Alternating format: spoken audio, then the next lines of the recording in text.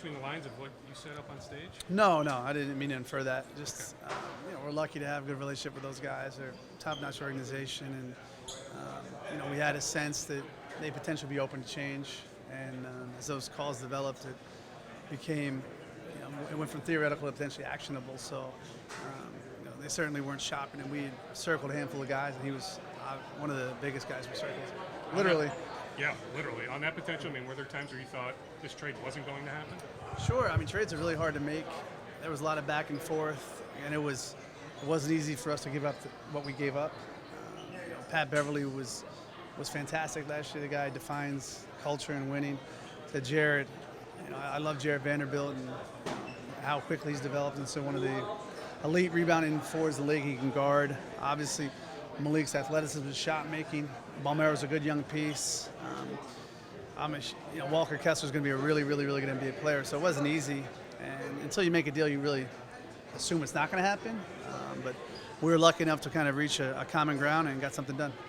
When you hear people say they gave too much, what do you say to that? Yeah, I don't know. It's in this industry, it's very public, and I don't think we deserve all the praise or criticism. It's the fun part about being a fan. Time will tell. Hopefully, when you make a trade, hopefully it's a win-win. You're not trying to get over on teams. I think for us, the impact that Rudy can have, a 27-year-old Cat, a 20-year-old Anthony Edwards, what's the value in ensuring these guys are going to see winning at a high level? I know the hardest thing I'd like to do, I think, is get elite talent and learn to win. I thought we learned to win last year, and we had elite talent, which is pretty special. But time will tell. Again, we gave up a lot to get a lot, and ideally, it's a trade that will work well for the Jazz and the T-Wolves. Tim, when you look at some of these teams going small, it's all guards and wings and fascination with the small ball now. You're going the exact opposite of the bigs. What makes you so confident this work? I think if you look at Cat going back to college, he was really good in a two-big lineup with him and Cauley Stein. Taj Gibson, Gorgie Jang, I thought some of his best minutes had been at the four. And Cat's one of the pure 4-5s in our league, or 5-4, whatever day it is. I don't think Cat gets enough credit for his ability to pass. I don't think he's enough credit for how much he has to do on both ends. It's not easy carrying that big of a load offensively and then trying to be an anchor defensively. And I look at Rudy, the success he's had with the French national team, playing next to other bigs, the success they had playing next to Derek Favors.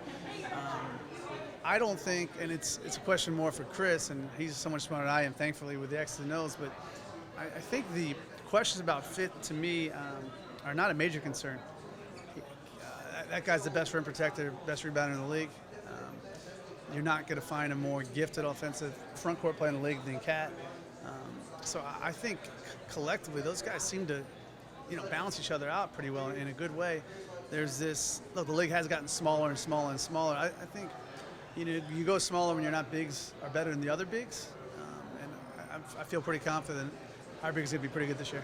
Most of the heavy lifting has been done with the roster, but there's still some to go. Mm-hmm. What are you looking for to fill it out? Again, it sounds like a cliche answer, but character, toughness, basketball IQ. I think we were lucky to add a couple guys in free agency that come from winning. Am I allowed to comment on that? I guess that's a no. Almost gave Manny Rohan a heart attack. We might add some people in free agency that are that can be pretty impactful, but we have a really, really good roster, and that's a testament to what Sach has done and what Gertis has done and those guys, and Finch developed the roster. So I don't think we have any gaping holes, but anytime you can add toughness, you can add IQ. Certainly this league is shooting's going to be a huge premium when you have guys like the bigs that we're going to have, but we'll just look for more character types more so than specific to roster role. With the cap situation, is it important to strike soon or wait a while? It's a good question. We've been both potentially aggressive and we've been patient, but there's some pretty big names out there that could be on the move. So the league is kind of locked up right now. It's in neutral. So if you wait, do you have better opportunities, or do you try to be aggressive right now? A lot of people are uncertain what the next couple of days or weeks could hold. We're not sure, but we feel good about the core. We feel good about the two deep. We feel good about the depth. Feel great about the coaching staff. They're fantastic, and we feel like we can be pretty selective in adding additional names.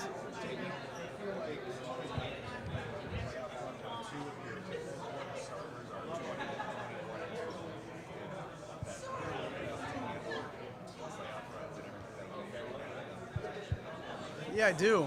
I think we have to believe that. We have to empower those guys. The experience they had this year is invaluable. They've seen a lot of basketball despite their youth. There's not a shortage of teams out there that have shown they can make runs with relatively young guys. The team we lost to had a very young roster. It was the first time going through what they went through this year. Obviously, they advanced the second round. So we have to raise the bar. Youth can't be an excuse. We have to understand we can't put too much on their plate or be irresponsible in their expectations in the short term. But I think it's a pretty neat setup how we have presently, where you can't say 3 generations when it's 20, 27, and 30. But these guys have all seen a lot of basketball and seen basketball at different levels, and I think they'll complement each other quite well. Rudy obviously covers up a lot of the weaknesses that maybe this team had prior.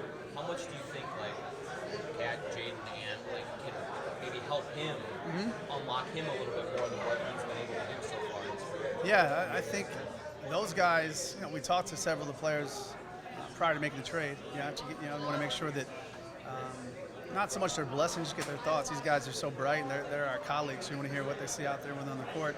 But I think Rudy's best basketball is in front of him. I think we have a really, really talented core of guys. We have an unbelievably creative coach. And I think part of the reason he's excited is how can he grow? I mean, he's a young 30, especially relative to how he grew up when he was his pre-NBA days. I mean, this guy's spent a ton of time in the G League. He's really worked his way into being this guy, which is an atypical path to superstardom. So I think it's safe to assume that we're going to see Rudy kind of do some things that he has done in the past. I think it'll be fun for him to be around a new group of guys, and guys that not just him helping them, but them helping him as well. Tim, Jaden McDaniels wasn't in the trade. Why was it important to keep him, and specifically how excited are you about his fit next to him? I mean, it was hard to train in these guys. It's like Jared Vanderbilt is great. He's a great guy, and it hurts to give up a guy like that. We were up here a week ago talking about Walker Kessler, who's going to be a heck of a player. But we thought McDaniel's growth he showed last year and how unique a player he is, maybe a 4 or 5 position defender. He's I think a near perfect fit when you have guys like Anthony, Cat are going to have the ball so much, and D'Lo's such a unique playmaker. And when you think about the ability to guard at a high level, we think Jane can be an all-league defensive player. We just got the best defensive player in the world, so that gets you pretty excited.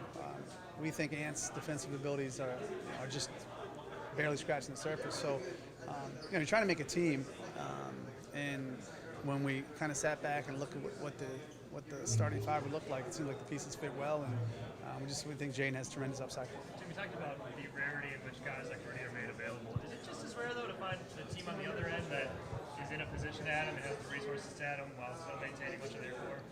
Yeah, I think that's kind of why we got excited. We gave up a lot. There's those 2 ways about it. Tremendous draft capital, really good players, really good guys. But when you're able to add, a guy that's as good as Rudy, and not touch, your top 2 or 3 players, it's really, really rare. And again, he wants to be here, and that's not saying every player would want to be in Minnesota, but every player doesn't want to be in Minnesota. So that's a reality we have to face, and we can't run from it.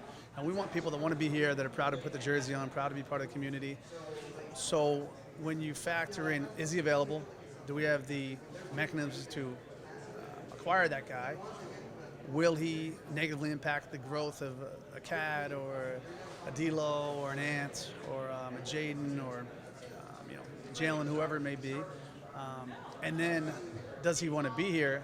The list goes from 20 to 1 or 2 pretty quickly, and of guys you can actually acquire, it was a list of 1. Tim, what's it like for you to have an ownership group that was just as excited as you are to make such a huge move that is giving up, a lot of draft capital in the future? It was exciting. This is all so new to me and so new to them. We have, Becky and Glenn are unbelievable, and they're so excited about what this move could potentially mean for our team. Mark and Alex have been fantastic with their aggression and their forward thinking. And then, we're a team on and off the court. Ultimately, Chris and I just make suggestions. Ownership's going to sign the checks and make the decisions. So when you walk them through the good, the bad, the downside, the upside, it was really neat to see that group kind of collectively get on the same page and share the same excitement level we had when we proposed a trade. Is that We'll do a couple more. Like, it's not like you didn't have like these big splash moves in Denver. Like this is one of the probably the biggest moves of your career. Like what are the emotions like when you actually? Look, you're scared because you don't know. I mean, it's we were when I was in Denver, we were very fortunate to make some trades and sign a guy like Millsap. It's a special moment. We had trades like this that we tried to get involved with and never came to fruition. It's really, really hard to make a trade. It's really, really, really hard to make a trade for a superstar who's under contract. So I certainly don't have all the answers. I can't say with complete certainty that what this trade is going to look like. But I have a pretty strong sense that I know who Rudy is as a person and player. I know what it's going to mean to show Anthony Edwards what winning is really, really important in the years that I think are most impactful for him, his early years. I think that thing oftentimes kind of snowballs. Winning begets winning begets winning. So you're either chasing or being chased, and we were being both ends. We felt like we were in a pretty competitive and high end Western Conference. So we thought, why not? Let's see if we can make a big play and see if it won't allow us to take that next step. And we're excited, and fingers crossed, it's a move that proves to be good for both teams. Did you sense, Tim, that you were bidding against other teams? Sure. Yeah, I think we had a pretty good sense of the market. He had no shortage of suitors.